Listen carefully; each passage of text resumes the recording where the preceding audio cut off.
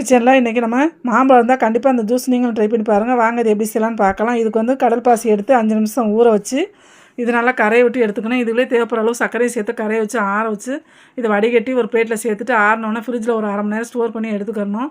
இதுக்கு வந்து நான் 2 மாம்பழம் எடுத்திருக்கேன். ஃபஸ்ட்டு ஒரு மாம்பழத்தை வந்து கட் பண்ணி மிக்ஸி ஜாரில் சேர்த்து அதோட நல்லா காய்ச்சி ஆறின பால் சர்க்கரை சேர்த்து நல்லா அடித்து எடுத்துடணும்.